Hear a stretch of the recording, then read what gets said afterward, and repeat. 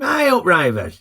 This week we've got some science fiction for you, as I boldly go where no bloke has gone before. Except loads of folk have, ain't there? But anyway, we're trekking with Star Trek: The Motion Picture.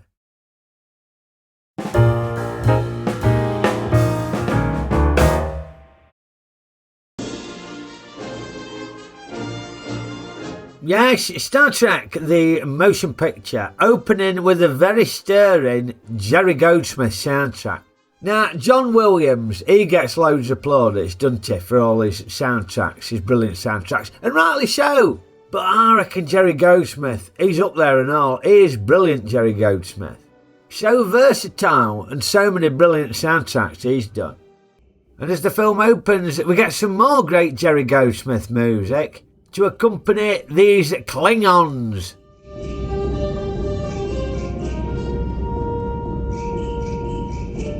Yeah, some more stirring and sinister music this time, because it's the Klingons, isn't it? And we know they're baddies, ain't they, the Klingons? Now, the Klingons, they're flying into some weird psychedelic cloud formation thing. They don't know what it is, they don't know what's cracking off. But the cloud formation sends this weird sort of electrical pulse thing at them, which turns their spaceships blue and makes them disappear. Which I thought were quite a clever special effect, because they've obviously had a chat about that and gone, oh, should we make these spaceships explode? Yeah, we could do, but it's going to cost too much money. Just make them turn blue and disappear. And we'll save ourselves a few bob. Now, on the nearby planet Vulcan, we see Mr. Spock with his pointy ears, and Mr. Spock senses some of Todd's cracking off. Don't know how, he just does.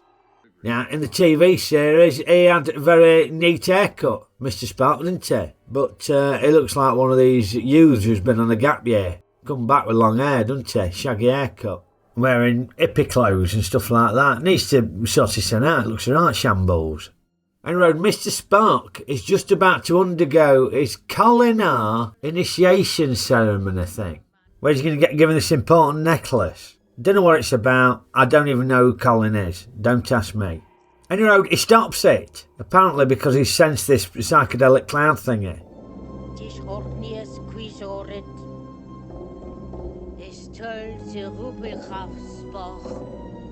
So he can't complete his Kolinar ceremony.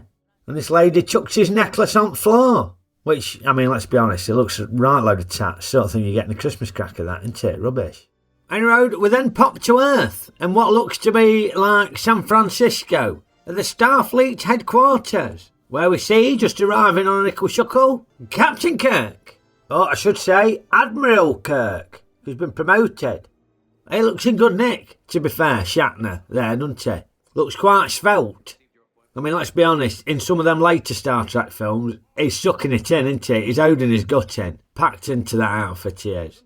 But just an observation, it ain't just Spock who's changed his hair, because Kirk's hair looks different and all, doesn't it? Here it's sort of quite a light brown hair in the original series, but now it's changed, it looks more sort of curly, and a lot darker. Very different. Wonder why that is. Now, in the 80s, for some reason, my daughter Maxine got quite into T.J. Hooker. God knows why, but she did. And she didn't take kindly to my William Shatner impression, what I did. Yeah, I'd shove a pillow up my jumper to give me son a big punch. And she used to have this ickle spider hand puppet, and I put that on my head for his crown topper. Oh, she hated it. Didn't see the funny side at all. I think we've still got that spider hand puppet somewhere.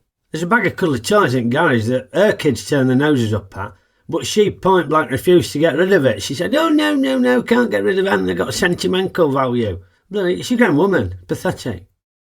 Yeah, Kirk is making his way back to the Starship Enterprise, because he ain't captain anymore, now he's got some desk job or something.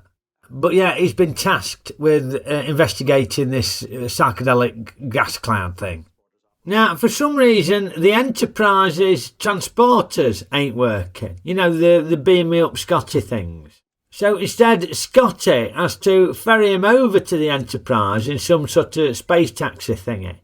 Now, this bit takes bloody ages. Yeah, there's the Enterprise, great. Oh, I ain't seen that for a bit. He's thinking, oh, it's lovely to see the Enterprise again. But it just drags on and on and on. So finding this bit pretty boring, I did a crossword puzzle whilst having a poo. And when I came back a few minutes later, it was still going. So I popped to the kitchen to make myself a brew and had a chocky bicky. And then when I came back, it was still going. Bloody hell. Wish the transporters had been working. Could have chopped 10 minutes off the running time.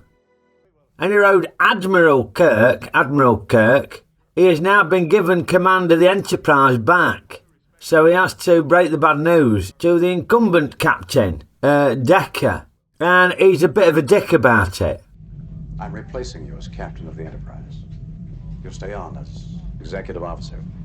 Temporary grade reduction to commander. Yeah, and just like any annoying manager, he starts dumping extra workload on the poor bloke, you know. I'm afraid you're going to have to double as science officer. What a prick. But yeah, the reason he needs Decker to double as science officer is because the bloke who was supposed to be the science officer died in a hideous transporter malfunction accident. Yeah, after the teleporter breaks down all the atoms in his body and reconfigures them in all the wrong place, it looks hideous. So yeah, probably for the best that the bloke died. Otherwise he'd, had all his bits in the wrong place. Probably have his testicles coming out of his bum or something like that. Ooh. Oh my God. Anyway, Decker doesn't have to double a science officer for very long because who comes to the rescue? Mr. Spock, yeah, Mr. Spock, fresh from a trip to Barber's, although he is still wearing some of his gap year clothes. And yet the film does have a bit of a getting the band back together feel to it, because the old Dr. McCoy, they have to rope him back in and all. He looks like he's been on a gap year and look at him, big bushy beard. Plus he's got a medallion and his chest out, looks like Tom Jones, doesn't he? In fact, the clothes in this, very different from the TV series. The TV series obviously had them different coloured shirts, didn't they? Because the joke with it, if you wore a red shirt, you got bumped off, didn't you? But yeah, you'd had your red-shirted blokes and blue-shirted blokes and the yellow-shirted blokes. And the ladies, they were sort of dressed up like dolly birds, wearing miniskirts and having these big beehive hairdos and stuff like that. But in this one, complete change of uniform. It's all very clean and clinical. They look like intergalactic dentists. Starfleet must have done a deal with Dad or something like that, because them uniforms would be a bugger to keep clean. Now, as well as all the familiar faces returning from the old crew, there's a new crew member as well, Leah, who is a Deltan. Now, evidently, by the response of everybody on the bridge, if you're a Deltan, it means you're irresistible and give all your work colleagues the horn. My oath of celibacy is on record, Captain. Yeah, Captain Kirk's reputation as interstellar shagger supreme has preceded him here, ain't it? Because in the original series, he was like a rat up a drain pipe, weren't he? He'd be having it away with anybody. So yeah, she obviously wanted to nip that in the bud before he got the wrong idea. Anyway, the Enterprise engages with this psychedelic gas cloud thingy, but they get attacked by some sort of probe, which starts electrocuting everything and making the crew look like they're doing some sort of body popping. And it makes Leah vanish. Well, last in, first out, I suppose. But Leah reappears on the Enterprise, but it ain't really her, it's a robotic version created by the psychedelic gas cloud, which is basically like a sort of envoy of the gas cloud, if you will, which apparently is called V-Ger. V-Ger. V-Ger is that which programmed me. Now, V-Ger obviously weren't a fan of the Astro Dentist costume, so he's popped in the tickle bathrobe thing. Reminded me a bit of the costumes they wear in Moonraker, when Roger gets lured to the baddie's lair by these ladies with the pins out. Anyway, V-Ger wants this Leah robot to study carbon units. I've been given its form to more readily communicate with the carbon-based units. Carbon-based units? Humans, Ensign Perez. Bit impersonal, that, ain't it? But yeah. Now, while she's mooching about with Decker, Spock pops a spacesuit on and goes flying into the centre of the gas cloud to try and do a mind meld thingy with it, so we can learn more about it. Now this bit's very psychedelic, very 2001 this bit. Another bit that dragged on for too long in my mind. Should probably have got me saying a couple more chocky bickies during this bit. And he wrote, after Spock gets rescued by Kirk, or as I like to call him, Mr. Spurk and Captain Cock. Admiral Cock. He learns that V-Ger is like a sentient machine thingy. So Spurk, Cock, McCoy, Dicker and the Ilea robot go for a mooch to find the centre of V-Ger, strolling across what looks like the Giant's Causeway.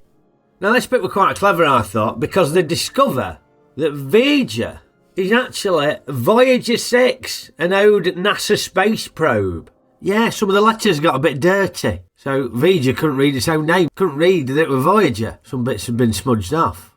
Easy mistake to make. If you don't see the full name of something, it can easily come a cropper.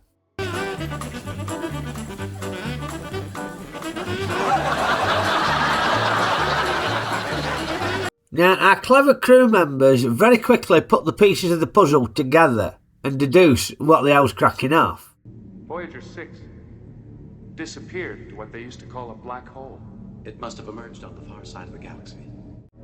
It achieved consciousness itself. Now, a lot of folk wouldn't have been able to work that out so quickly, but the crew of the Enterprise can, because the script says they can. So, having spent 300 years roaming the galaxy and collecting information and gaining sentience, V-Ger now wants to return to its creator, the humans, to share what it's learnt and try and work out what its purpose is. It's basically coming back after a gap year. It's just missing a shaggy haircut and hippie clothes. The creator must join with V-Ger. Now, I reckon Commander Dicker's judgment is clouded here, because he's got the horn over the Deltan Ilea robot. So he's going to take advantage of this situation, the fact that V-Ger wants to join with its creator, a human. To touch the creator. Not like that, you pervert. Now, he's just purely thinking with his todger now, isn't he, Dicker? And being the newest and most expendable member of the cast, he offers to sacrifice his sen to merge with V-Ger. Decker, you don't know what that'll do to you. Yes, I do, Doctor. Now, you hope, but you don't know. Decker, don't. Jim, I want this. As much as you wanted the Enterprise, I want this. Really? I get the impression Captain Kirk had wanted to be back in the Enterprise for years. This bloke's only known about V-Ger for 3 minutes. But the Deltan robot Ilea has given him the horn, so, fair dues.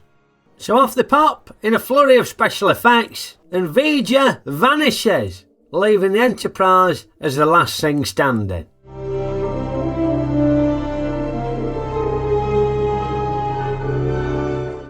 Now, I thought it was a pretty clever twist, that, to be honest, at the end.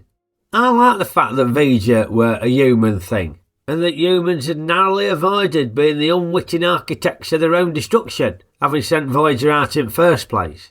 And just the name being smudged a bit, so I couldn't read it properly. I thought that was clever. Hey, it's a good job, though, that it was a Voyager, and not something like a Mars Explorer that gained sentience. Yeah. Okeydoo, on to Ray's ratings. Now, I ain't a trekkie, but I don't mind watching an episode of Star Trek. I can easily sit down and watch an episode of Star Trek. So, yeah, I was hoping for a 3-star film. Now, what did I get? Well, it did feel like an episode of Star Trek. It felt like a feature-length episode of Star Trek.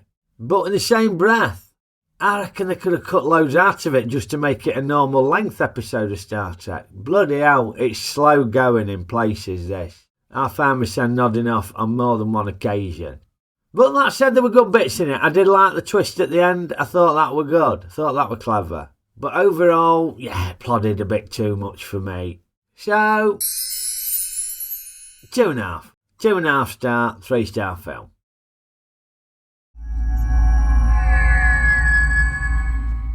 Captain's log, star date 723642.345. I've been down to the planet's surface and had a couple of chocky bickies. Yeah, what do you reckon to my Shatner impression? It's alright, isn't it? Yeah. I knew we had this spider puppet somewhere. Oh, maybe I should check that the transporter ain't malfunctioned and that my body parts ain't been reconfigured. I don't want to have my todger coming out my kneecap or something like that, do I? No. Ooh. Well, I hope you enjoyed my review of Star Trek The Motion Picture Rayvers, or as Mr. Braddock called it when he messaged me on Twitter, Star Trek The Slow Motion Picture. That made me chuckle, that did, because it's true. And Road, if you did, poke the like button for me, or maybe you could electrocute it like V-Ger were doing. And remember to share, rate reviews with your mates, and subscribe if you ain't already a subscriber, very much appreciated. As for all the lovely comments that you keep popping on, apologies if I don't get around to responding to them all, but yeah, there's so many of them these days. Thank you very much for those, very kind of you. And remember to get your Gene Hackman requests in. Deadline for them is tomorrow, unless you're watching this on a different day, in which case the deadline's probably already gone. But yeah, if you're watching it on Thursday, deadline is close of play tomorrow for your Gene Hackman requests. Get them in. And copyright box permitting, I'll be back with another review for you very soon. So I will see you next time. Okeydoo!